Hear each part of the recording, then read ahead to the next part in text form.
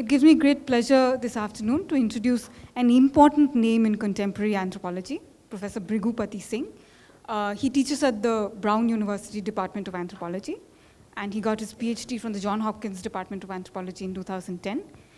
His recent book, based on which he'll speak today, is called Poverty and the Quest for Life, Spiritual and Material Striving in Contemporary Rural India. It's published by Chicago Press in the US and Oxford University Press here. The book recently won the Joseph W. Elder Prize in Indian Social Sciences. Professor Singh is also an associate editor of How, the Journal of Ethnographic Theory. He's recently co-edited an important book, Ground Between, Anthropological Engagements with Philosophy, Duke University Press, 2014. His talk today is titled Poverty and the Quest for Life, Spiritual and Material Striving in Rural India. Over to Bhrigu. Good afternoon, and I just want to make sure, if mic is on, can I be heard? Huh? A little louder. I think it's at an angle. Okay. So, thank you, Atre, for that nice introduction. And I want to start by thanking Professor Chandan Gowda for inviting me and Azim Premji University for having me here. There are a lot of interesting tie-ups and partnerships going on between my university, Brown, in the US, and APU. And I've been hearing so much about all the exciting people who are joining here, many of my contemporaries who recently finished PhDs. So it's exciting and really an honor to be here. So thank you for having me. There's a second reason, another reason why I'm excited to be here, that I'll be introducing you today, as Atre mentioned, to a book that I just finished.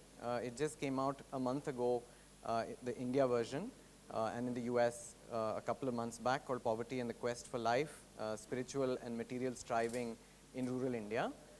A book like this takes about 8 or 9 years of really intense labor to finish. So when you're done with it, you're really grateful for every opportunity to be able to share it with people. So thank you, for, Chandan and APU for giving me such an opportunity. There's one more slightly personal reason why I'm particularly excited to be here. My cousin, a very dear cousin, Ruchi Ghosh, who also works at Azim Premji Foundation, is here. And she and her husband, Roli Ghosh, were among the first people when I was very young who made me excited about books, and with whom I realized that it's interesting to be able to discuss books. And everyone who's in the academic profession today must have some relative or elder brother or elder cousin like that who first attracted you to the idea of reading and writing. So to have her here to hear me present about this book is very exciting. So before I start telling you about the book, I want to tell you 3 conceptual or intellectual dissatisfactions with which this book began and how I began writing this book. The first, I began work on this book in 2006, but the germ of the idea for the book came about 4 or 5 years before that, when I was working at a place in Delhi where I used to work at, and which I still to some extent consider my intellectual home, a social science research institution called CSDS, which many of you will probably know very well. So Sarai CSDS, I used to work there, and we were doing work that we found very exciting, that was on media and film studies, post-colonial urbanism, thinking about cities. So while I was in the midst of that work, volume seems to have changed somewhat, but still okay, right? So while I was in the midst of that work, which I found very exciting, a senior colleague of ours at CSDS, whose work many of you must have read, Ashish Nandi, initially gave a talk and then wrote a paper about that, which I found very irritating initially. He said that for my generation of scholars, rural India has become simply a space of disasters, statistics, and deaths. So initially I found this very irksome, but I found it irksome, I thought, because there was a grain of truth in it. So I, for the next many years, as I was beginning my PhD and then wrote this book, wanted to write one counterexample, at least, to the idea that our imagination shouldn't stop at the boundaries of the city, which is not to say I was, before that, part of a previous turn, which I'm also still very interested in, which is a move away from an earlier generation where only villages were studied and the urban was not a space of thought. But this book came about as a desire to think about rural reality with the same complexity, not only as a space of abjection or misery or deaths, including that in its precarity and fragility, but also as a space of imagination and curiosity. So that was one starting point. A second starting point, which also came from conversations at CSDS, was that, again, I felt that scholars or people who are writing in my generation of scholars, the vocabulary with which to think about religious life was becoming more and more impoverished. In a way, the concepts and ideas of a previous generation had proven to be inadequate for us, great tradition, little tradition, many of the things that people used to write about. But the dissatisfaction was that no one had really come up with an interesting alternative vocabulary with which to think about religion and religious experience. So that was one other starting point. Related to that was as scholars the world over, in India and in Talal Asad, most famously in anthropology, have shown that to think about religion also means to think about what secularism is, which is not to say that there's no such thing as secularism, but it's an interesting and open question where the boundaries come to be drawn. So in this talk, I'm offering a conceptual vocabulary of political theologies, which I'll introduce by and by, which attempts to position an alternative to the religion-secularism dichotomy, which is not to say that it doesn't exist, there's no such thing as secularism, no one is saying that, at least I'm not. But the question of where religion ends and secularism begins is an open question, and you'll see what I'm trying to do with that, I hope. The third and final dissatisfaction that was the starting point was a certain kind of doxa that has come to be established in Indian social science around Dalit and Adivasi issues, where one can only speak about this in the language of negation and abjection, as if that is the price such groups must pay to enter Indian English writing, that their only point of entry is as utter abjection, or negation or opposition. So you'll see in this, I'll try to show you how I'm trying to think of a different vocabulary for power, exploitation, but not in a way that is only a negation. So these are the three starting points for this book. So in Indian philosophy, often when you begin, you have to begin with neti as it's called, not this, not that. So having done with the what it's not, let me try to tell you a little bit about what this book is. One small caveat before I begin or telling you about the book, which is that Chandan had told me that a lot of you are also, of course, students who are just starting. So sometimes the theory or theorists I'm referring to may be a little distant. You may not even have heard of them. But what I'm trying to do is to show you that even if you haven't heard of them, the conceptual point is important.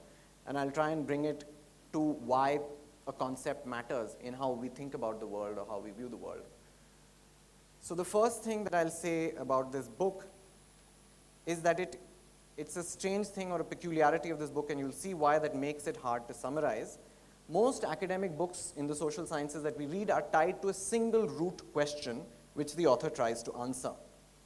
My focus in this book was and did remain quite fixed on a community of former bonded laborers, the Sahariyas, and their neighboring castes and tribes in the Tehsil of Shahabad, sub-district of Shahabad, in the Bara district of Rajasthan, which is on the border of Madhya Pradesh. So linguistically, it's much closer to Bundelkhandi and Braj.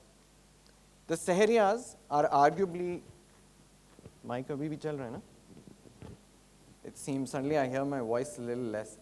So the Sahariyas are arguably the lowest status group in Shahabad, although numerically they are 34% of the population. They subsist mostly through small-scale agriculture and agricultural wage labor. The Sahariyas are officially classified as a primitive tribal group, which is a subset of scheduled tribes, but are also known locally as one among other Hindu jatis, and that I can speak more about later. This is one of the classic questions of social anthropology in India. What is a caste, what is a tribe, and how do you differentiate? Journalistic and activist accounts of this area depict it as one of abject rural poverty, which it undeniably is to some extent, to a large extent. But taking a slightly different starting point, initially I had a reasonably stable guiding question of the book, which is how do people in such a milieu conceive of aspiration or vitality or advancement? So we are always being asked, even if you read the billboards in Bangalore or Delhi, everyone today is being asked to aspire and to imagine. But my question was, what does aspiration look like in a milieu like this? The answers I found, which is what makes the book slightly hard to summarize, could not be traced just by staying with a single route. Instead, the investigation grew in different directions, since one aspect of life often led to another. And I found myself fighting against a certain kind of partitioning which we often find in the social sciences, that somebody who studies religion can only study religion, somebody who studies forest can only study forest.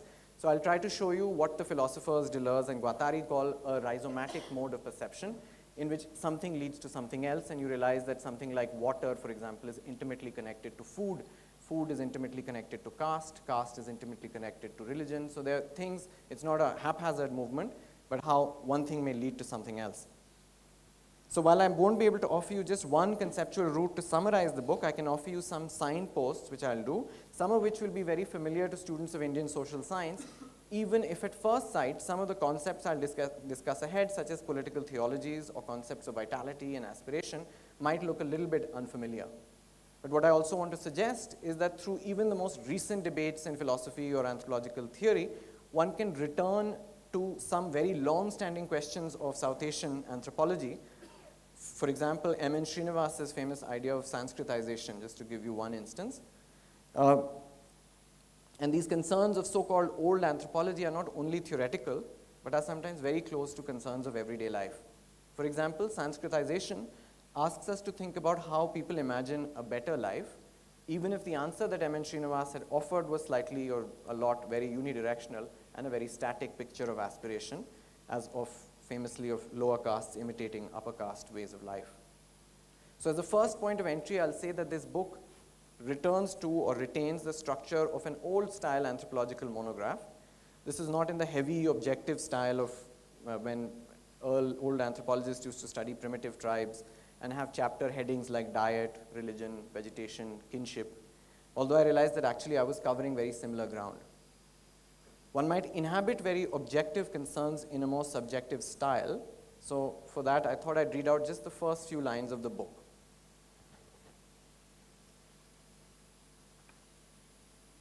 So these are the first few lines how the book begins. Clearing out a cupboard one evening, I found an old school textbook that was prefaced, as all our school textbooks were, with a line from Gandhi. Think of the poorest man you know and ask if what you do helps him. In school, I ignored this homily. And now, when most others my age had long since finished their education, I stubbornly wanted to continue. That night, I tossed and turned, trying to catch an elusive wave of sleep. At the head of one such wave stood a yaksh. And yaksh, if you know, is a character in Indian philosophy who often pops up to ask questions. So like in Greek philosophy, you have a daemon. In Indian philosophy, you often have a yaksh. So at the head of one such wave stood a yaksh, who, as such spirits often are, was armed with a riddle. The riddle the yaksh asked me was, who is truly rich? I thought for a moment or two. One who is abundant in life, I answered. And what is the quality of life? The spirit whispered, unsatisfied. As I awoke the next morning, I happened by chance to see a news report. The report was about Shahabad, a sub-district of 236 villages in southeastern Rajasthan in central India, described as an area of unfathomable poverty and underdevelopment, home to the Sahariyas, former bonded laborers, the only primitive tribe in Rajasthan living amidst dwindling forests. The article was cryptic but evocative. I was compelled to spend a few more minutes doing a Google search, which revealed more such news, and government and activist reports that described the desolation of the Sahariyas that, quote, and I'm quoting a government report, that makes their living virtually unthinkable. I mulled over this sentence. What makes life unthinkable? Google couldn't satisfy this curiosity, so I continued to research. I went to live in Shahabad for 2 years. This book is an account of what I learned, end quote. So those are the first few lines of the book. Anthropologists have often been asked if what they do is not simply a kind of non-fiction or travel writing. So how would this book, for example, be different from recent books like Aman Sethi's A Free Man, if you've read that? He was a friend of mine and thinking about similar issues. Or Catherine Boo's Behind the Beautiful Forever, among others. There is some shared ground, for example, in the proximity one attempts to particular lives. There are many voices in this book, some of which you'll hear ahead. Some are more distinct, such as Kailash from the scheduled caste Chamar or Varma caste, my closest friend in Shahabad, who dies at the end of the book, and Gajanand from the Taylor caste, who became a close interlocutor and guide through the whole book, and others who will appear in parts of today's talk. So while anthropology might resemble non-fiction or just travel writing in some ways, it also differs in very crucial respects. For instance, in the questions that an anthropologist would ask, and secondly, related to that, an absolutely distinctive feature of scholarly writing, namely the centrality of concepts or ideas. So to offer you a brief conceptual map of this book, the first half of the book is on questions of power through two concepts, sovereignty and agonistics, and I'll say more about each.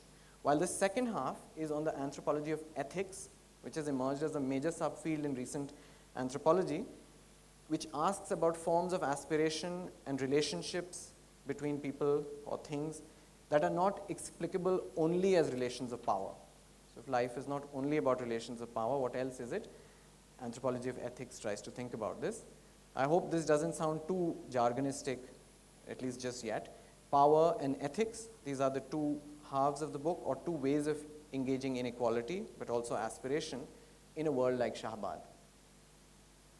Some people might ask, as I've sometimes been asked, I've presented bits of this book in very different kinds of forums, including in writers' groups in Delhi. What is the use of concepts? And what's the difference between concepts and jargon?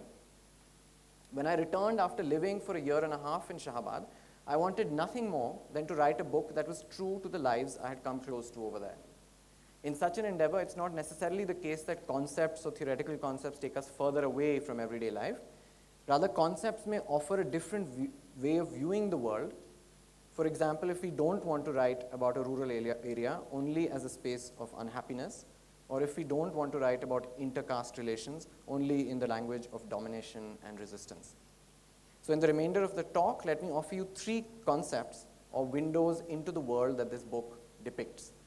Each of the concepts is linked to a question that one could also encounter in everyday life, completely independently of theory or social theory or philosophy. The first is the concept of sovereignty, which began for me with the very ordinary question of how do the poor encounter the state in everyday life, if one gets beyond a kind of obsession on corruption or particular political leaders as defining entirely politics. The second concept I'll offer you is the idea of agonistic intimacy as a way of conceptualizing inter-caste relations. And the third and last concept I'll offer you from the book is the idea of varying thresholds of life, which is linked to a very basic question central to the book, which is how one understands the term quality of life, if not only in an economic sense, but also in an economic sense. Economists often use the word quality of life, but my contention is anthropologists may also have something to say about this. So let's start with the concept of sovereignty. I'll just take a quick sip of water.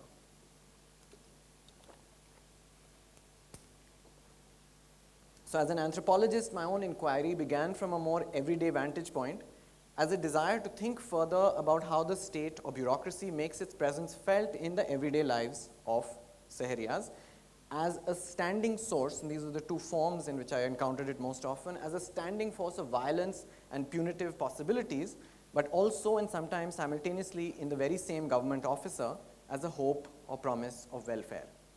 So the same person who one day seized your crop, next day you will go to them saying, here's my ration card, please can I have 35 kgs of wheat. Before entering Shahabad though, before we actually go into ethnography, is there a way to question our conceptual assumptions so we aren't entirely predisposed right from the start to a naively hopeful or to an entirely negative and villainous picture of the state? So let's consider our commonly used social science phrase, power relations. What do we mean by this phrase? How do we imagine power? Here, a very brief excursus into philosophy might help to clarify our assumptions. In a famous essay called Political Theology, the German philosopher Carl Schmitt, who's recently become very important in anthropology and critical theory, asserts that sovereign power is a secularized theological concept. So in the history of philosophy, history of thought, he says many of the initial thoughts or concepts came from theology, religion, and they gradually became secularized. We might agree with that, but the crucial problem is what we mean by theology, or the image of God that we have in mind.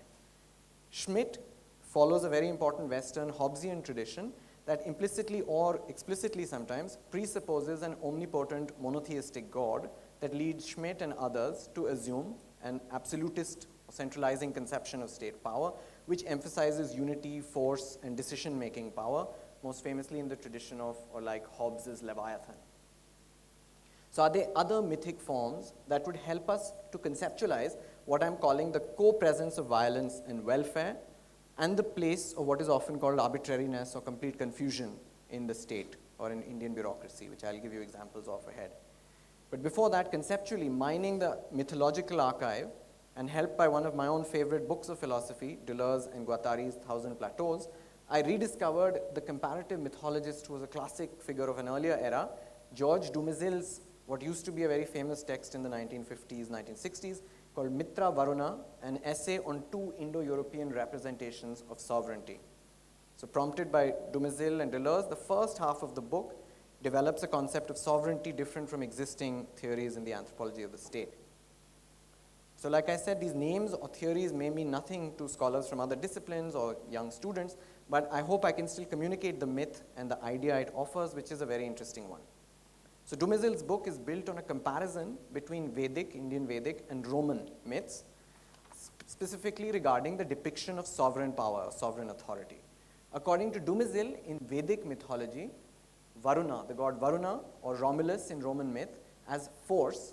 So Varuna represents force and defines the terrible and violent and punitive or conquering aspect of sovereign power, while Mitra, or Numa in Roman myth, as contract, defines the friendly or pact-making or law-giving aspect of sovereignty. So understood as complementarities, Dumézil argues force and contract together constitute sovereignty. And force means a number of different things, so does contract. Do Mitra and Varuna still exist, or do they ever actually exist? It depends on what we mean by to exist. Here's a line from Max Weber, whom we often read just as a rationalist. In his essay, Science as Vocation, Weber says, old gods never die, they reappear as impersonal forces. So Mitra and Varuna exist, this is my conceptual starting point, as potential tendencies of power.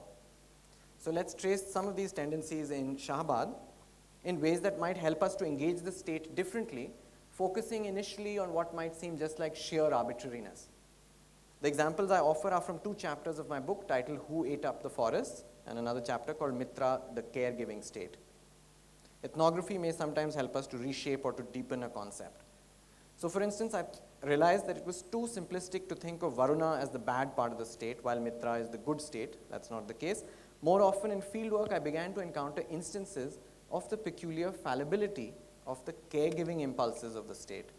For example, among the largest welfare endeavors of the post-colonial state in Rajasthan and many other parts of India was land reform, as it was called, the granting of plots of land, 15 bighas in the case of Shahabad, to scheduled caste and scheduled tribe households.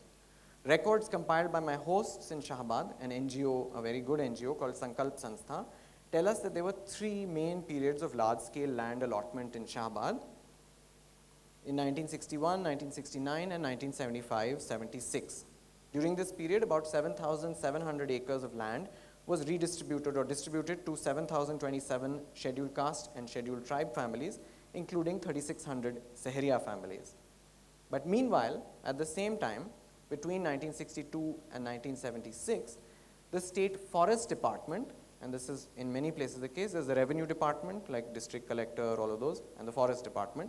So forest department was reclassifying tracts of land in Shahabad as forest land, some of which overlapped with revenue land.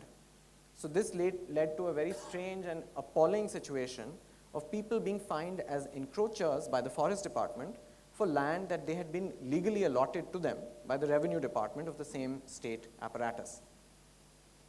So what do such situations tell us about state power, what it is, and what it should be? In a recent very important book of anthropology called Anthropology at the Margins of the State, the anthropologist Veena Das describes what she calls margins of illegibility, zones of uncertainty and opacity that unsettle pictures of a rationalizing or all-powerful state. How widespread is this margin of uncertainty? The confusion between the forest and revenue departments is not at all unique to Shahabad. Beginning in 1995, a litigation known as T.N. Godavarman versus Union of India became arguably the largest case ever to be litigated in the Supreme Court of India. The case deals with the management of forest land in many parts of India, including confusions over land allotments and the blurry zone between encroachments and regularization, which we very much see in cities also. Decisions on encroachments invariably have to be returned to the local level, because I also went with the NGO who I was staying with to try and get some of this fixed and see what could be done kind of thing. So spoke to many lawyers in Bangalore, Delhi, but basically it always has to be returned to the Patwari and the Amin at the very local level. It's unclear in such situations who really has power. In Shahabad, these confusions over land allotments have remained ongoing since 1962, and they can be found even in colonial documents in the Kota archive regarding land demarcation.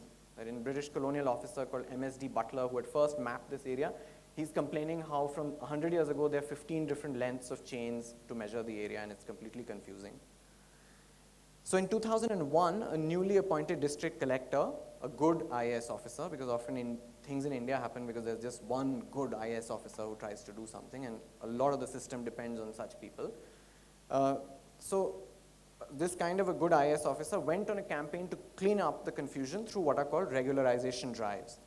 After 5 years of such efforts, in 2005, the collector wrote an anguished memo to the central government. I quote an excerpt from his memo, quote, "Despite letters, proposals, and meetings every few months with the state and district levels and my best efforts, the problem remains exactly as it was. Even the 107 cases I resolved, and resolved is in quotes, with proof of possession are still being fined. The situation is becoming more complicated rather than being resolved because of the obstinacy of the forest department." So some years later, finding the situation basically the same during my fieldwork, I thought I should try and interview the enforcer.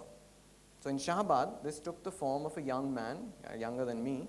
Let's call him Mr. Vignesh. I won't tell you his real name. The assistant conservator of forest for the region at the time.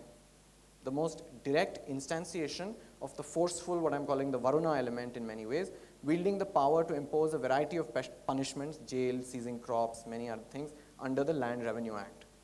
I had brought a lot of data for his examination on this confusion over land allotments collected by activist groups, including my own NGO hosts over the years. I had made it into a color-coded map and things. He studied the data with me for a while and then painted an equally convincing picture of the wrong-headedness of the revenue department in its land allotment policies and the vulnerability of the understaffed and underfunded forest department. After I met him a few times, one day I suddenly asked him, "Do you think you do your job well?" "I would do my job in a more unbiased manner if I was a robot," he replied, "but I am a human being, so some bias enters. My basic problem is the repeated contradictions in the chain of command. One week we'll get a circular saying give rights and concessions to the poor. The next week we'll get another circular saying tagdi karyawahi karo, take strict action against trespassers and encroachers. Rather than a contradiction or confusion, I'm calling this an ongoing bipolar fluctuation between concern and coercion, the Mitra and Varuna aspects of the state." Mr. Vignesh added, "This year actually I'm taking the CAT exam. Soon I'll be working for a US company." Sitting next to him was Shailja, a trainee district forest officer, DFO. "It's very hard," Shailja added to our conversation. "You feel terrible when people fall at your feet crying. Even those with tractors are sometimes poor farmers repaying loans. It's even worse when you have to seize their crops. I wanted to be a giver like those in the development field, not a taker." Shailja too was experiencing her own form of fluctuation between what I'm calling these two forms between giving and taking, Mitra and Varuna. "I'm trying to give the government service exam again to opt out of the forest department," Shailja added. One small clarification before we go further. With Mitra and Varuna, I'm not suggesting that the Indian state can only be understood by Indian mythology. These are, even in their fundamental texts, are comparative mythologies, and in the book, I emphasize the comparative potential of this concept for the anthropology of state power in many other parts of the world, including rereading a classic author who many of you must be familiar with, Foucault. Michel Foucault was a student of Dumézil, and in a way, I say, his entire career can be understood as a way of engaging Varuna in different forms through discipline, punishment, etc., and Mitra in the form of governmentality, health, economy. So in a way, he unconsciously or consciously continues his teacher's heritage. But with questions of confusion and illegibility, which are by no means unique only to India, we encounter a strange problem in thinking about power through the lens of political theology. We may be willing to concede fallibility or vulnerability to the gods, as many mythologies do. What happens to our picture of sovereignty if we concede degrees of vulnerability to the state? As I asked earlier, how do we imagine power? It certainly shouldn't be so fallible, or should it? Maybe it is a typical feature of authoritarian states to want to wholly close the margin of uncertainty. At times, it was exactly these zones of illegibility which offered even the poorest of the poor some room for maneuver, for example, as long-term encroachers, as, like I said, we see even in cities. This is not to say that state action doesn't matter or that things don't change at all. For most agricultural laborers, I found that aspiration rarely involves utopian hopes for a completely better world or revolution per se. Rather, even a small shift in the modes of force to which one is subject, or a widening in the range of available contracts and the kinds of contracts one can enter into, can be the difference between a feeling of freedom and a feeling of exploitation. So let's move closer to instances of these kind of feelings through particular lives in Shahabad. What counts as freedom in such a milieu? Long-term analysts of bonded labor like Jan Bremen have argued that the situation for former bonded laborers, or now bonded laborers, has become unpredictable and worse, possibly worse under contemporary capitalism, worse than it was under feudalism, as they become what he calls wage hunters and gatherers in informal labor markets. Bremen concludes a recent book by saying that such groups are increasingly being pushed towards a subhuman quality of life. Is there an alternative to describing a group such as the Sahariyas as subhuman? In the second half of the book, moving from concepts of power to questions of ethics, I ask what human vitality and potentiality might look like within the terms of this milieu. And by within, I mean people who live there, not people, how do you educate people and send them somewhere else, within the milieu, if we are not to accept a picture of flattened subhumanity. In two concluding chapters of my book, I follow what I found to be two instances of human vitality. The first, a chapter on a Sahariya woman named Kalli, a former bonded laborer, now a well-known human rights activist and spirit medium in the area. And the second, the life of Bansi, a Sahariya man, also a former bonded laborer, who became a famous ascetic or a Baba in the region. So I thought I'd share a few thoughts from the chapter of the book titled The Waxing and Waning Life of Kalli.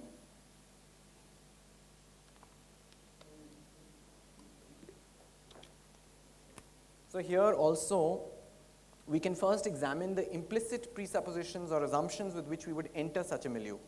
For example, in writing about Kalli and her relationships with neighboring middle castes, or more broadly in discussing relations between the Sahariyas and their neighboring castes in Shahabad, for whom they used to and sometimes still do labor, I found that I faced a very long-standing and basic question of anthropology, namely, how do we conceptualize the relationship between potentially hostile neighboring groups?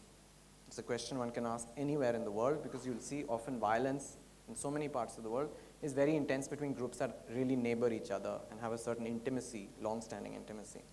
Rather than outright negation and opposition, such as the domination-resistance paradigm, of which we find many different instantiations, including in subaltern studies and many other forms, or entirely affirmative ideas of trust and community, in my book, I propose the idea of agonistic intimacy, which comes from the philosophical word agon, and agon is a mode of contestation, is like the Olympics would be an agon, but it doesn't necessarily have to have a result. Socrates' dialogues are an agon, and agon is any form of a contestation.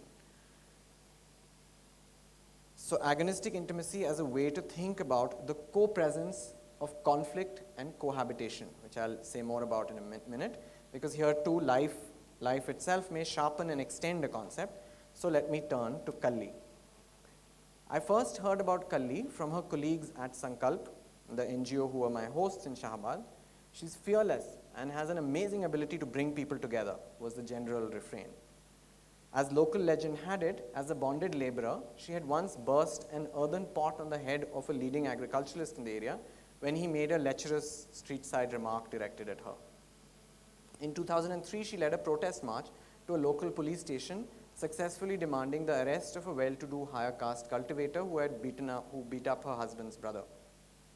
People in her vicinity had persuaded Kalli to stand for elections in 2005. This was a few years before I reached there. Her reputation remained unscathed even though she lost, since the rival candidate from the Meenas was said to have won the election through bribery and a miscounting of votes. I was drawn to the vitality that Kalli seemed to embody. In older anthropological language or social science language, we would call this charisma or agency, terms that denote a relatively static form of vitality.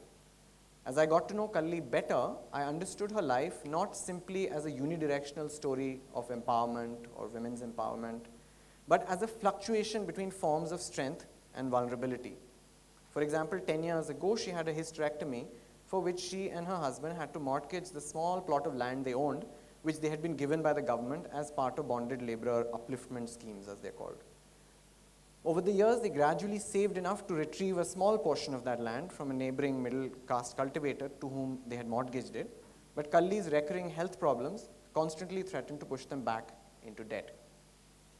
So we might say that this is anyway a condition of life itself, since life is composed of all of our variable strengths and vulnerabilities.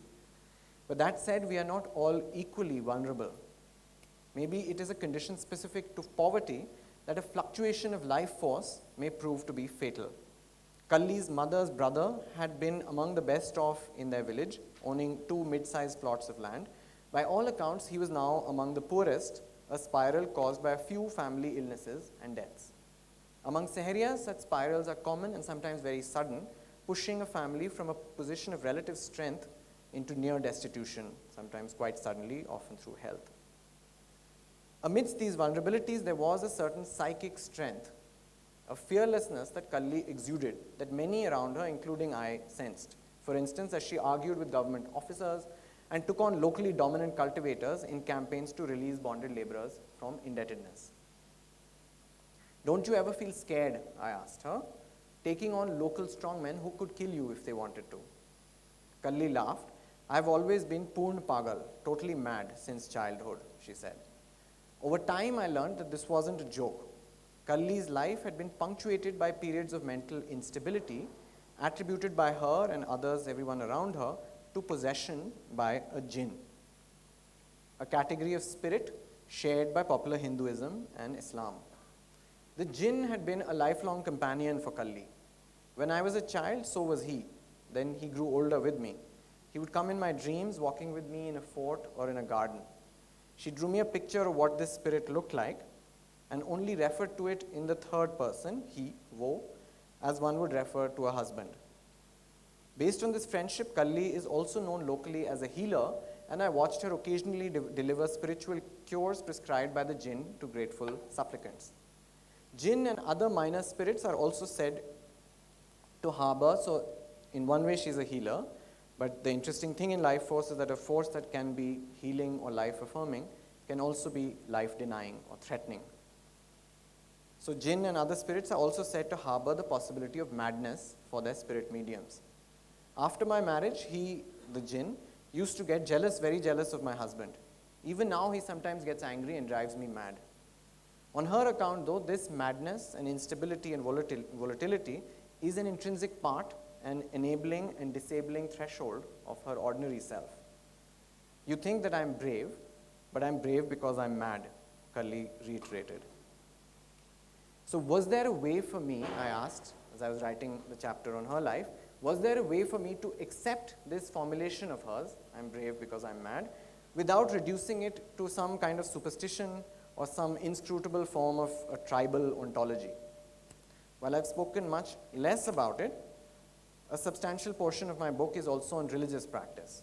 So as a way to engage Kalli's relationship with the jinn, or to ask how popular religion might enter scholarly writing and thought without being disqualified from the start as irrational, or justified only on the basis of some clearly secular good, let me loop back for just a moment to an opening chapter of the book, which is on a deity called Thakur Baba, a deity said to be the spirit of dead Rajputs who appear all across central India to high and low castes and tribes as a vision of a headless horseman. So it's a deity to whom one offers often horses. And it's there in many paintings. In cottage industries of India, the Bankura horse, that is an offering to Thakur Baba.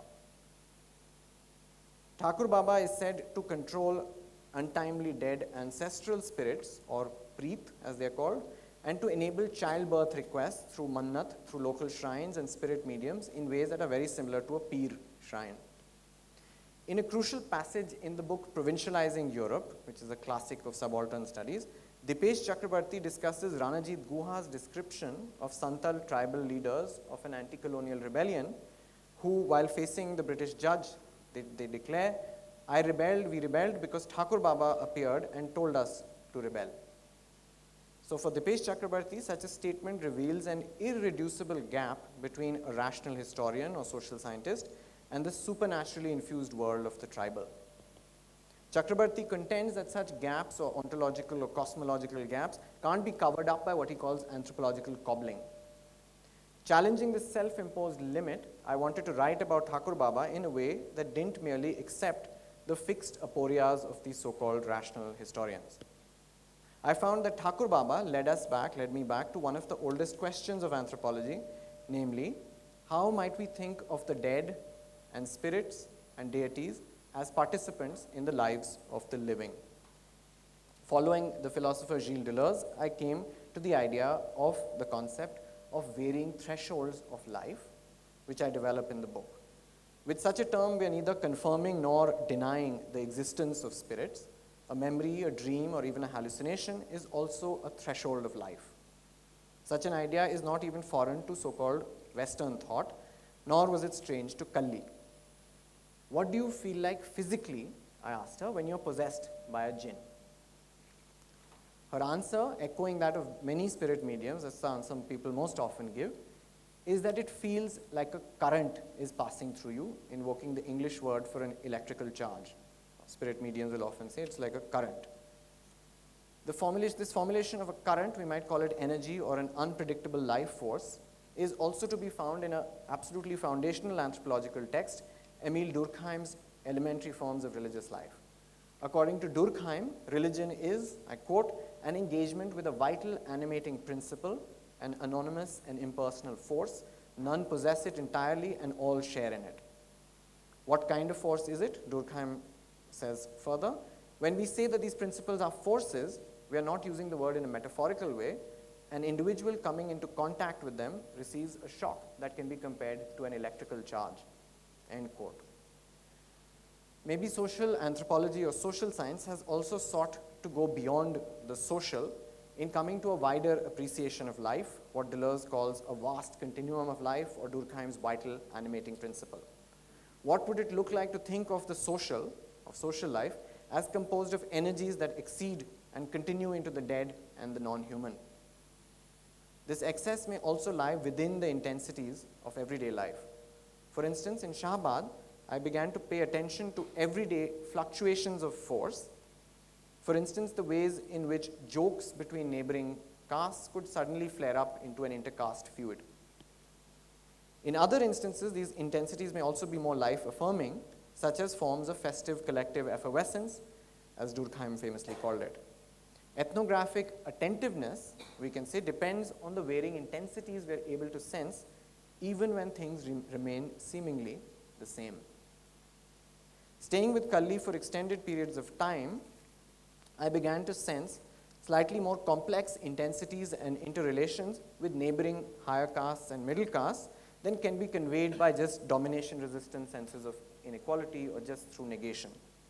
For example, the elder brother of the same upper caste man, whom Kalli had gotten arrested some years back, became one of her main supporters in her election campaign, but then betrayed her at the last minute to a rival candidate, allowing the forging of votes. Despite this, some years later, when a portion of the same family's land was seized by the forest department in a boundary dispute, as a member of the local joint forest management committee, Kalli helped them to reclaim the land, the same people who had betrayed her. And these same brothers, some years back, had driven past her NGO office in a jeep, shouting after the arrest and things. They had driven past her NGO office shouting, "We are going to kill her, we are going to bury her alive." I asked her with some puzzlement about these variable relations. Sometimes we fight, sometimes we make up, Kalli said. I call this agonistic intimacy, varying intensities of relatedness that may or may not morph into violence. These intensities may also spill over and be animated by neighboring non-human thresholds of life. For instance, and this is the last example I'll give, for instance, witnessing Kalli and her husband Sri Krishn's purchase of a tube well and then following the trajectory of that purchase over a year led me to write a chapter called The Coarse and the Fine, which focuses on one of the most common inter-caste conflicts in Shahabad and many, many other parts of India over water, with water scarcity having become an increasingly pressing issue in what used to be a relatively lush area until recent decades. In my research, I found that this emergent water shortage is directly linked to a slow dietary shift seen in many other parts of the world, even in China, many other parts of India, from coarser grains, as they are called, such as millets, bajra, jowar, and many other, kodo, rali, to finer grains, such as wheat. Until a generation ago, till very recently, a lower status group like the Sahariyas ate wheat maybe once a year on Diwali. Eating wheat, now much more widely available because of green revolution technologies, is considered a sign of upward mobility and achievement, since coarser grains are seen as poor man's food. This shift would have been just a small, forgettable part of a global evolution of diets had it not been for the fact that wheat consumes about 4 times the amount of water than millets. In a context such as India, according to many accounts, 80% of water usage is still agricultural. According to relatively conservative estimates, as a result of groundwater overpumping, about 50% of the world's population will face some kind of water shortage by 2030, a shift that is caused in part by the seemingly slow, ordinary dietary changes. In my book, I use this insight to reconsider the term quality of life, which cannot be measured only by static minimum indicators such as calorific intake, as Amartya Sen had famously defined it and economists sometimes define it. Rather, what is often at stake is what we might conceptually call the ongoing relation between varying thresholds of life. What is good at one threshold, such as food, may create life-threatening future possibilities at another threshold, such as water. In this sense, maybe anthropology and this form of social science could be one way, among others, of a heightened attentiveness to a wider interrelated continuum of what I call waxing and waning life. I'll stop here and leave you with 2 concluding thoughts. The first is whether or not I ended up writing a more optimistic book than, say, what you might find in P. Sainath or Jan Bremen's depiction of rural India, or resonantly what many anthropologists, including Akhil Gupta, have been writing within the theoretical terms set by thinkers who anthropologists will be very familiar with here, Giorgio Agamben, and the conception of bare life. So I myself could also have written a book about the rural poor in India being as bare life, abandoned to let die by a neoliberal state. Or I could have described inter-caste relations in Shahabad entirely in terms of domination and resistance or humiliation. Those other books would have been just as convincing, and I would probably have found empirical evidence to back up my claims. So the problem is not a lack of evidence, but our way of viewing the world, how we view the world. And the view I've offered here hopefully is not mine alone. People in Shahabad too don't view their milieu only as a space of catastrophe, and nor are their hopes imagined only in the form of a revolutionary upsurge or a whole-scale redemption. Rather, I have tried to offer a different vocabulary in which to understand striving as a shift in the mode of force, as a widening of contracts, the small gains and losses in an agonistic sense, and other forms of vitality, including spiritual forms, where striving may also mean an aspiration towards frugality or self-limitation. Related to this, last thought, is the place of time in the narrative that I've offered, which differs quite significantly from the slew of new India books that flood the market. Because to some extent, some parts are very conceptual, but like I said, Aman Sethi and others are very much in my mind when I'm writing this, or what non-fiction Indian English writing is. And there's 1,000 books about how India is new, and we used to have 1 TV channel, now we have 100 TV channels, wow, life is so different. So this is not to say that nothing new happens, but that everything that happens in this world can't be explained by some economic policy shifts of the 1990s. There are chapters here that are straightforwardly historical, so I'm not saying history is not important, such as those on the colonial demarcation of land in Shahabad, or on post-colonial policies towards tribal groups, or recent rights-based welfare efforts. But not everything fits into a predictable telos of colonialism, followed by Nehruvian socialism, followed by neoliberalism. Rather, what we have are different rhythms of the contemporary, some much older, such as the rise and fall of particular gods. One chapter in the book where I didn't talk about it is on how gods rise and fall. Or some newer rhythms, such as the disappearance of particular grains and the relationship of food to the water table, and some that have a more variable timeline, such as human-animal relationships. All of these different rhythms are not beholden to a single structuring tune. Thankfully, this also means that our thoughts need not be entirely dictated by the rise and fall of particular political leaders and demagogues. And further, that we might learn from the so-called formally bonded not to have either too naive and hopeful or too cynical and depressing a view or an idea of freedom. Thank you.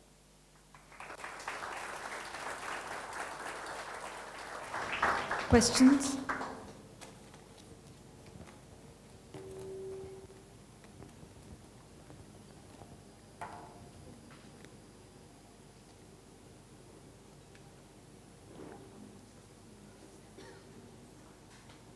I have a question. I've heard you speak many versions of your work as the book evolved. You have, in one of your older articles, maybe in the cultural anthropology article of 2013 or something, you say quite explicitly how they these people occupy domains of secular and non-secular life simultaneously. When you say weaves of life, would you say a little bit about what you meant by that? It might be relevant for those of us who are teaching development here and those of us who are learning development to go into a sphere like that with a development program and to see people occupy simultaneously different domains of life. Absolutely. Thank you. The thing is that had been a major thing I had been thinking of. Part of it was a political philosophy set of debates on religion and secularism, but in the course of fieldwork, like you're saying, and the question pushes us to think in that direction, I also realized how much a part of everyday life it is, and how there are certain conflicts which are tragic in a way. So one of the last examples I have in the book is I'm trying to think through some of these, how one cohabits something, and I give this example where a head of UNDP is there, who visits. She's a Brazilian person who's heading this massive project in the whole area from UNDP, and she's asked me to translate because I just happen to be there and I speak English and whatever, that can you translate what programs they're running here. And this guy who I'm very fond of is a Rajput from one of the villages there who runs the science program, one major science program there. He began this very staccato recitation saying that we try to educate the villagers to not have superstition, not have blind faith, etc. So then I'm wondering, I was thinking how to translate this. So I was trying to translate it, and the UNDP head says that please ask him not to break, and she uses a Latin American whatever language. She says, please ask him not to break their connection with the shaman. So then I thought, okay, how should I translate this back to Rajneesh, who was the development, not an officer, works for the NGO there. So, and then in the book I asked that who is the outsider at this point? Is the Brazilian lady the outsider? She's asking them, please let them continue to go to spirit mediums. Rajneesh, who's a villager from the area, is saying we are teaching them not to have superstition, not to have andhvishwas, this, that. So it's a kind of tragic conflict. Even when right now, day before yesterday, first time I presented this material as a whole, the book in Nehru Memorial, my discussant suddenly asked me that, but what is important is modern science. How come you are not emphasizing the place of modern science? So my response to him was actually that modern science is extremely interested in these cohabitations, contemporary modern science, because often the picture of science that is taught in development programs is a picture of science that was from the 1930s or 1890s or some Victorian idea of science. Now science is deeply interested. In my new research, I'm located now, starting now at AIIMS, All India Institute of Medical Sciences in Delhi, where the two psychiatrists who are my hosts are basically interested in this kind of thing, that like in China, where actually so-called alternative healing systems are very well integrated with biomedicine, in India they're so far apart that there's sometimes no translation possible between people who are from the area itself. So their aim, and many people's aim, and it may come through very like meditation, whatever, but there are forms in which people simultaneously inhabit, and it's not easy to say whether this is a secular or a religious moment, because sometimes some things like caste is a secular question, but it's also a theological question. So what interested me in this vocabulary of political theology is, unlike Ashish Nandi and unlike people who say secularism is bad and we must get rid of it, or Rajiv Bhargava kind of thing who says secularism is of important value, it must be defended, although now Rajiv Bhargava has himself changed his position. But here it allows you some movement between things that may be both at the same time, or they may be something else, and a religious form in which even when one approaches a government officer, one approaches with the same idea, like Anand, our colleague, is writing on how people approach deities, and even I write about that, with the same petition. You'd write a arji. So you have some problem, you'd have an arji, you drop it at a shrine, you drop it at the government officer. Who will respond to your arji is, you're not sure, maybe the shrine will do better than the government officer, but you write the same petition to both. So whether that's secular, that's religious, it's a mix of both. So that's, in a way, something that interests me and continues to interest me, because it's just an open question, rather than saying that this is the solution or this is.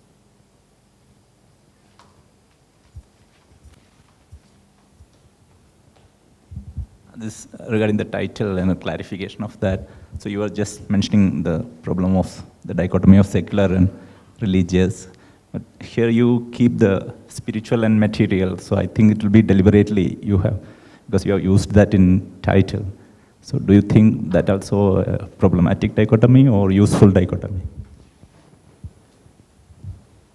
It's a very good question, because in a way the subtitle contradicts my own argument, but I try to clarify in different points how one thinks about the spiritual, or what the word spiritual means, if one doesn't think about it as entirely different from economic issues, but to still preserve it as a domain of thought, in which it's not necessarily different from material, but so the and between them, I hope, is a way of joining the two, because the word religion, religio, itself is like yoga. It means to join two things.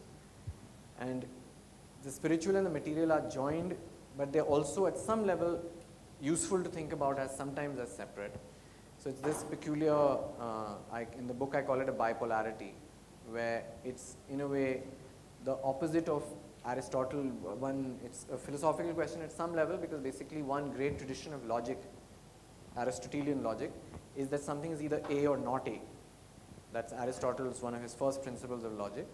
And the philosophical tradition that I'm drawing on, they are non-dialectical tradition, where the basic thing is how can something be A and not A at the same time. So the question here is that there is something such as a spiritual, but it's intricately tied to the material. But it's still helpful sometimes to think of what the spiritual is, and I can say more about that if anyone is interested, but it's joined and separate in a way.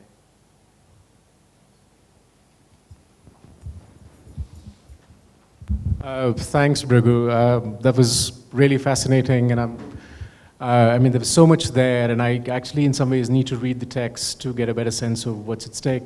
What stood out for me, obviously, was many of us read Deleuze, many anthropologists and social scientists and so forth. In some ways, we don't know what to do with him, right? So this is actually one of the ways in which the earlier attempts were what's his name, the Canadian guy, Masumi, right? I mean, his mode of engaging with late capitalism and so forth. But in anthropological tradition, this seems to be one of these sort of earlier attempts, so far as I know, and I've been away from that space for a while now, so there might be others, as you're saying. Perhaps Deleuze has been taken up. I was wondering if you could in some way speak about the thresholds of life that you actually spoke of. I mean, I've heard Atre talk about it earlier to me once, and I haven't actually.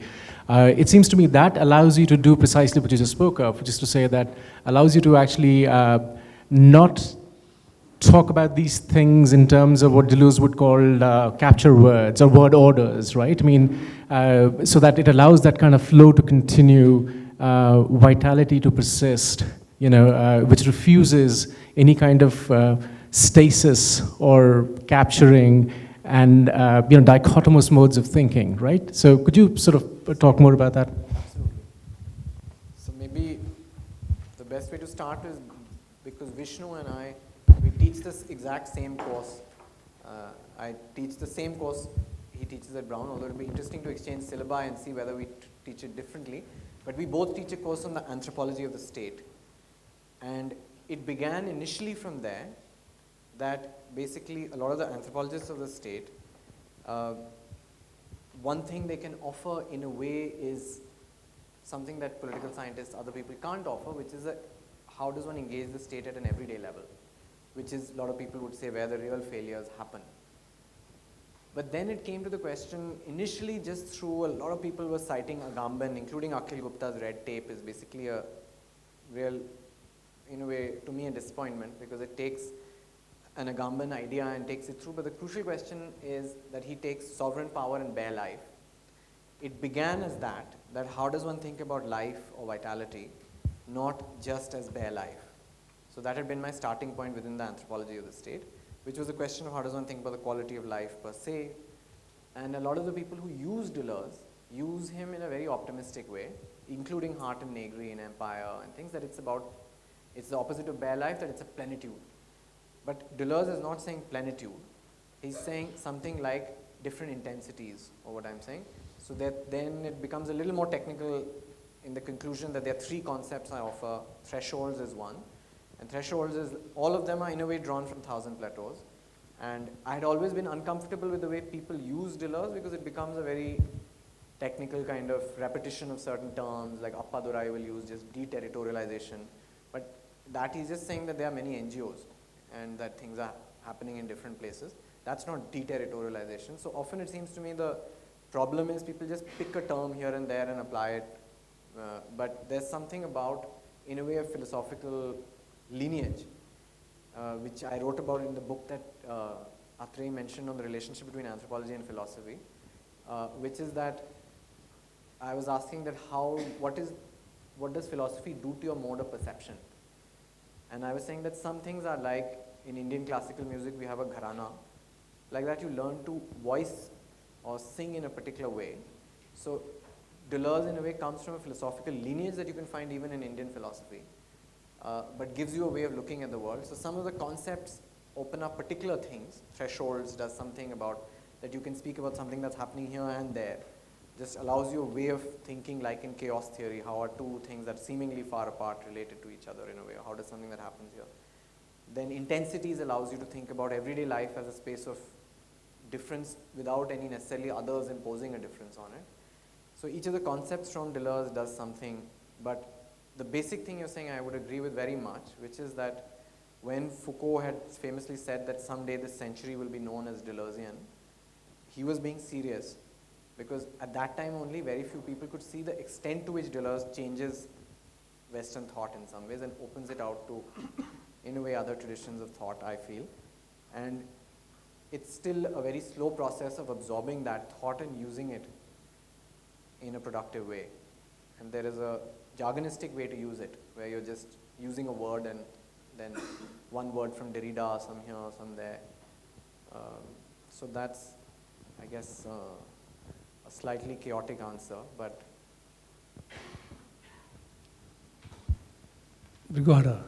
Yeah, Thanks, Brigada. Nice. I mean, if you looked at this question of sovereignty from the Sahariyas' end, it's a nice way of disaggregating state sovereignty, caring and non-caring. It's definitely a move ahead. But if you looked at the recipients, and we know that just the shorthand entry point. The Bhakti tradition had a profound suspicion of temporal power. You have, The what tradition? Bhakti? yeah, suspicion. While the Bhakti saints may have been involved in, power relations, but you find examples where kingly power is completely not given any value. And you have many, many figures who say this. And that relationship of disregard, contempt even, for the value of sovereign power, did you see some, in the relationship of the people you worked with these, what did that mean in this overall texture of relationship that you're trying to capture for us? No, that's a very, very nice question, and actually the Bhakti tradition is very important. The answer is something, this is something I did think about a lot, because even within the traditional description of the relationship between king and ruler or caste, one crucial exit point from the system, and that's also debatable, sometimes it wasn't an exit point, was to become an ascetic. So most often the disregard for sovereign authority comes from some kind of ascetic perspective, where it's a different form of power that it leads to your self-rule of a sort. So actually the concluding chapter, which is on the bonded laborer who became a famous ascetic, he also was very much involved in local politics, because interestingly he hated the BJP and the local representatives of RSS and VHP.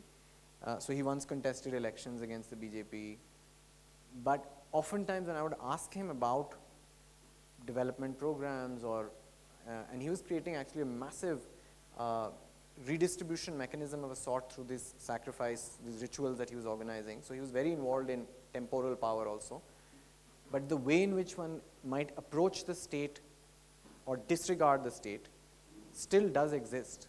And to my mind, it sometimes still draws on what the mode in which the state could be refused even in earlier times, which is some other relationship to self-reliance. And sometimes that draws on asceticism. But on the other hand, it's a very delicate question, because really, in a way, sometimes with the people to whom the state matters the most are the poor. Middle class and rich can afford to ordinarily disregard the state and say that we can live independently of the state, we don't really care. Poor can't. And so from that perspective, to disregard the state to me is a major achievement of a sort. It's a kind of swaraj. And so that's why Bansi in the last chapter for me is a kind of striving that's very different. But at the same time, Kalli, in fighting against government officers, in knowing how to fight, in which often involves patience, that a bureaucrat will send you back, then you come back 3 days later, then again you go back 4 days later. That is also a kind of thing that isn't necessarily disregard, but is knowing how to fight. So for me, both are equally important.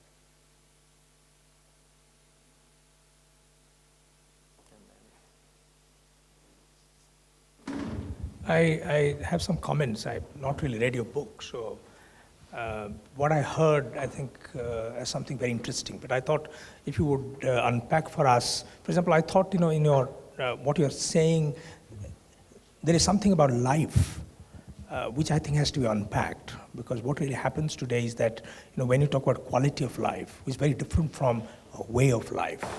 One way of thinking about Agamben's bare life is to think of life without a way of life.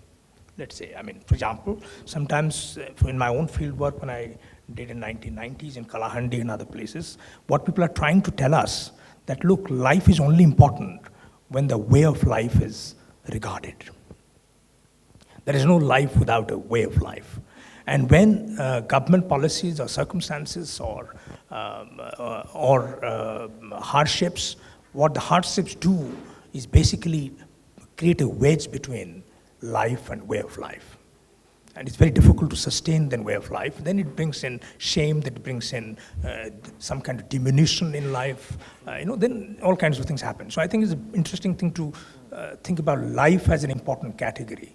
The other methodological thing which I feel a bit uncomfortable, not that I don't read the stuff, the people that you quote, but why should, why not from the field itself?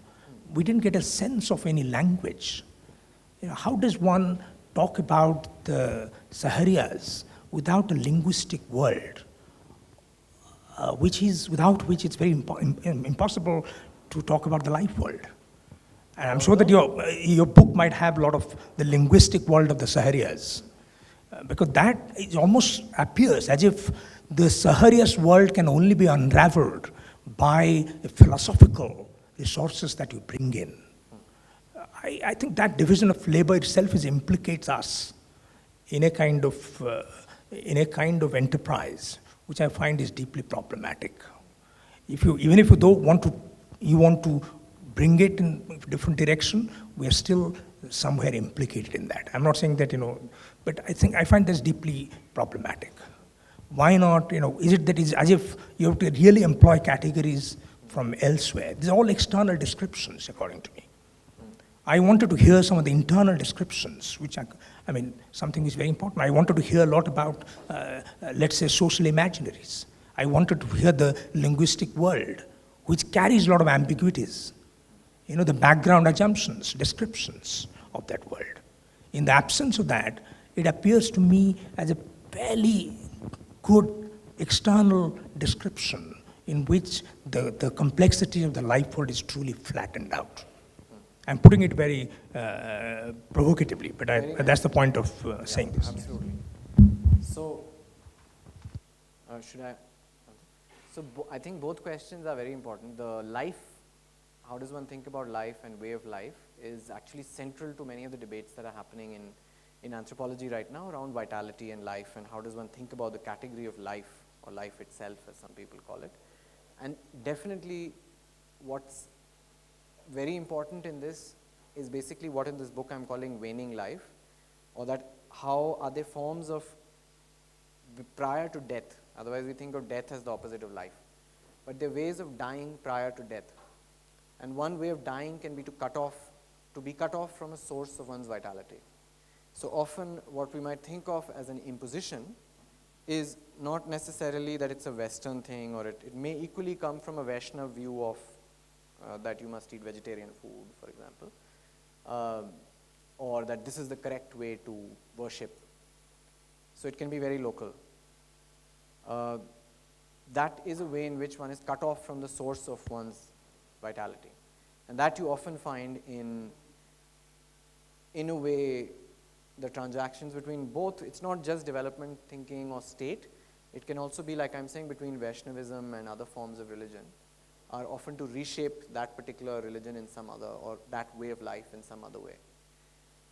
So that's one part of it, is that it's a very important question. The second thing is actually, you're right to some extent. It's a question I've thought about a lot, like I was saying in the book on the relationship between anthropology and philosophy. There were two sets of questions that emerged for us after a certain point. One was that what kind of a resource is provided by non-Western philosophy, given that we don't want to reinscribe a dichotomy between, because often the problem with an older generation like Ashish Nandi and all those critiques was that almost anything they're saying about Western thought that it's lacking can also be found in Western thought. So it's a way of impoverishing oneself to say that Western thought doesn't have a rich conception of time. It does, in Bergson, many others. So that's one set of questions. And a second set of questions is what kind of concepts or what kind of thoughts does a particular reality itself generate? And maybe you might be right to the extent that, in a way, I'll say that it happens a lot in the book. And in this presentation, maybe in wanting to offer you these two concepts from social science and how I'm trying to do something else with them, there were people, many people in the area, who are offering me thoughts or concepts in which it's not exactly, one can't say that it is what is in old social science used to be called etic and emic. That there are etic concepts from outside and there are emic concepts that arise from inside. So what you might be saying in a way, in short, is that there's an overemphasis on the etic here to the exclusion of the emic. But the question for me is, how does one, oftentimes what I was trying to do is break that kind of a thing. So like the people who actually, you're right, appear less in this talk, Kailash, Gajanand, and then Bansi, Kalli sometimes herself, I tell them the argument I'm thinking of. That this is how I'm thinking about this, tell me what do you think. Then they disagree with me and offer a counter thought. I tell them that this is, for example, Appadurai's argument on transformations in the culture of agriculture. This is how agriculture has changed. Am I right? Then, and the argument can be phrased in simple Hindi or the language of this area, which was not Hindi. But then somebody offers you a counter argument. Then the question is that how does one find a local body of thought? So in an earlier generation, people thought that a local body of thought meant a theology, that you had to go talk to a pandit who would tell you how Hindu thinking happens and all. So you find many examples of that. That also in the book, at some point I try and go and argue or discuss with a local, the most respected pandit, that can you tell me how you would think of a jinn or how you would think of this? The pandit offers me some arguments on sacrifice, on some of the things I'm thinking of. I offer him counter arguments from my own body of thought. But in a way, maybe if I had focused more, but the Bansi who I'm discussing, he was in a way a really amazing conceptual innovator. And that was the most philosophical register I found in local vernacular or whatever ways of thinking, but it's not vernacular because it's actually quite global sometimes. So I'm trying to tell you the ways in which I broke the emic-etic description, which maybe in this presentation I didn't emphasize enough, and the next time I talk I will take many examples from that. But Bansi, just to give you a brief insight, was basically one very common form of philosophical discourse which still exists, which is for an anthropologist, you can't just say that I'm going to go to Indian philosophy and just apply text. The question is, how does life generate concepts, or how do people generate thoughts about their own lives? Sometimes it can be just an ordinary conversation. Kalli would say something very meaningful, which is not philosophical as such, but it's actually as philosophical as a thought that Wittgenstein might offer. So sometimes it's like that, but sometimes they're actually forms and modes of thinking. So one mode I encountered, which I was very impressed by, and a lot of the book at the end is about that, is this form called Gyan Charcha, which is a temple tradition of speech, which many, it's not only upper caste at all, but Gyan Charcha is a tradition of Indian philosophical thought where basically it's like a conversation. Often Mahabharata or Upanishads are structured in that way. One person will pose a question, and then 4 or 5 people will have to respond to it. And the question could be anything. Do animals think? And they could be the same question that philosophers in the West are thinking about. So for example, so in this set of conversations, the 2 most conceptual forms that emerge, for example, is Bansi offers a theory of sacrifice, in which I'm asking him, one of the last big questions is around how do we think about sacrifice, which is part, I didn't discuss that today. But he offers a theory of sacrifice which is better, and I argue with him and bring it out what his theory is, and find it to be better than what many of the classic texts on sacrifice offer in the anthropological tradition. So there are ways of staging a conversation where it's not necessarily emic or etic that Deleuze is a Western philosopher. Actually, Deleuze and the other thinker I draw on a lot who I didn't mention at all is Nietzsche. Nietzsche and Deleuze are very close together. Nietzsche offered me a better way of thinking about some, like one of the chapters I was mentioning on the promotion and demotion of gods. It begins with one myth of an oral epic deity, Tejaji. I take that myth and then relate it to what I see as other related myths, and then actually get a way of thinking about it from Nietzsche, which is not to say that only a Sahariya there or a spirit medium. I interview the spirit medium to say, tell me about Tejaji. And then that takes me till a certain direction or a certain distance. But then it could be equally the case that a philosopher from a very different tradition offers you a thought that helps you to enrich that myth and show that it's not just Rajasthani folk culture that's happening here, it's actually a very global thing. So it's a very important thing to break out of the great tradition, little tradition in a way, because here what we have are little traditions from which, what would be in an earlier generation called little traditions, which are also very global. So in giving them in a way the same philosophical importance, I'm trying to say that one can think about this globally as well. So it's not necessarily an emic and etic kind of divide. And hopefully in the book, it'll, as you read, it'll come across more. There is a very rich vocabulary that is offered.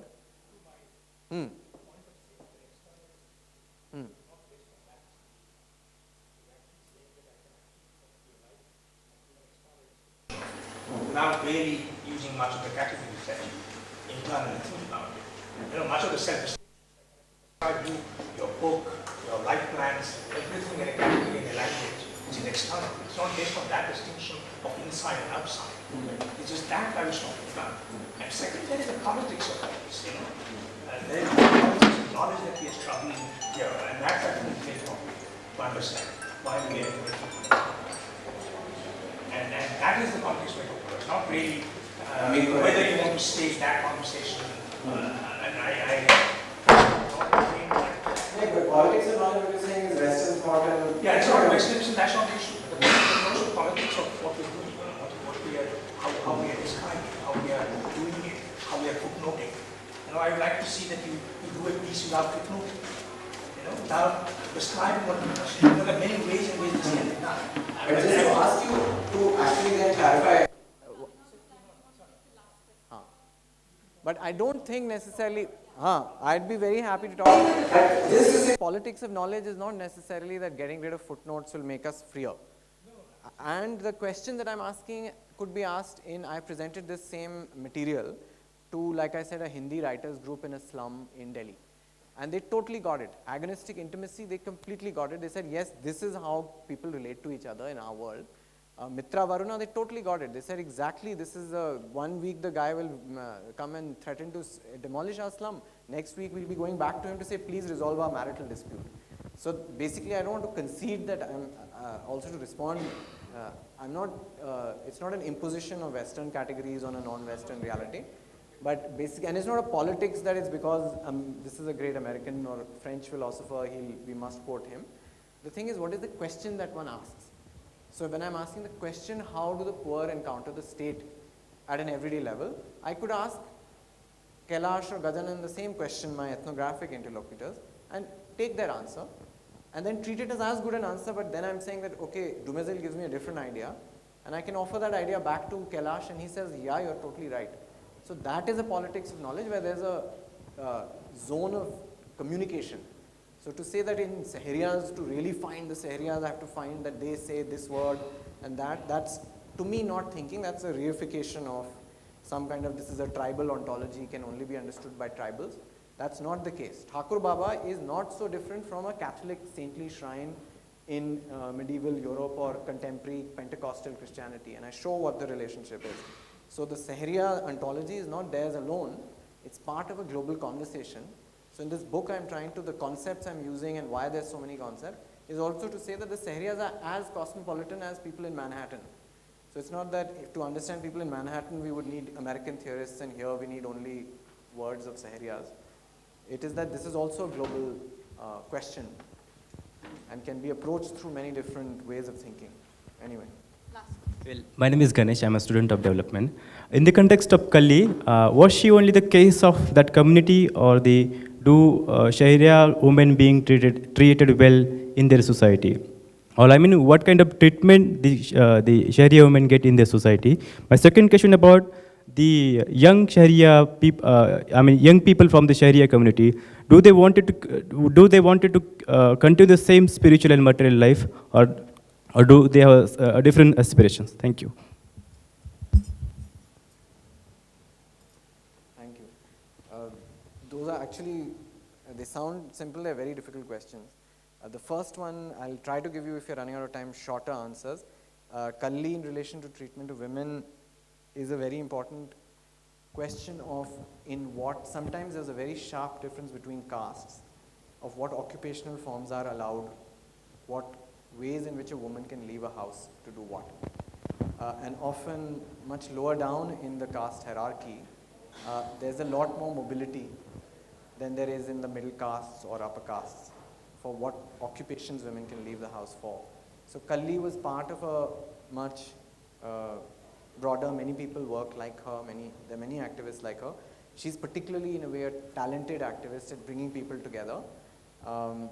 In her relationship to gender in a way is actually, I found it very interesting in that she's one of the very few people who are as capable of dealing with men as with women, treat issues in a way with the same regard. So in a way she's for me a much a way of thinking about how gender can be thought about in a complex way. In that it's not that it doesn't matter at all, it matters a lot. But some people may even exceed their gender and do more than just what we would think a woman could do. So Kalli for me is that kind of a excess where she's a woman, most certainly. Sometimes biologically there are things that happen, but then there are things in which she exceeds her gender identity. So, but whether she's particularly only interested in treatment of women, no. She fights as much for a middle caste who's lost his land in a way, and that's what also attracted me to her, is a kind of activism that wasn't limited to a particular kind of identity that I only fight for these people. She fights for what she thinks is right or wrong in a way.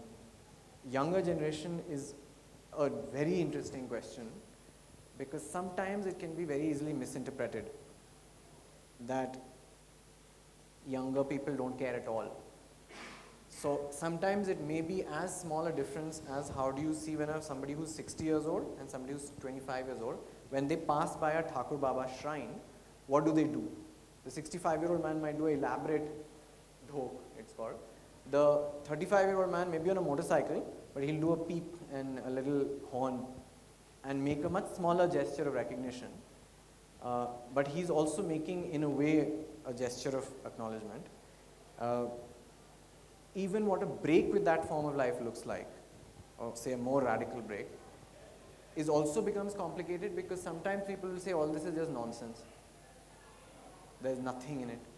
But that actually then in studying this closely, I realized is also a very important part of this form of life, that actually you don't just accept a spirit medium, you first have to test the spirit medium by saying this is just nonsense, this is just, so I take, and sometimes what a belief is also very complex, that this, many people like this who I'm saying, Gajanand, who I went to many places with, 1 minute he'd be saying that all this is really rubbish.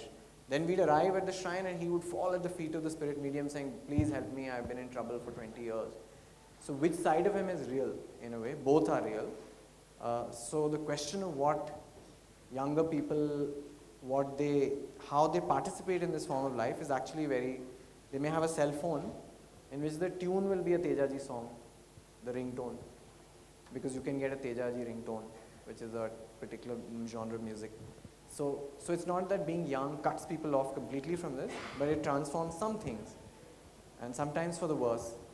That you find young farmers, for example, who will be talking with great hope about the Kisan credit card and how they're going to totally dismantle the whole problem of labor by having only machines. And so sometimes it's not that aspirations are necessarily well thought out or anything, but it is more difficult than just saying that young people don't believe in this, or that young people have a totally different attitude.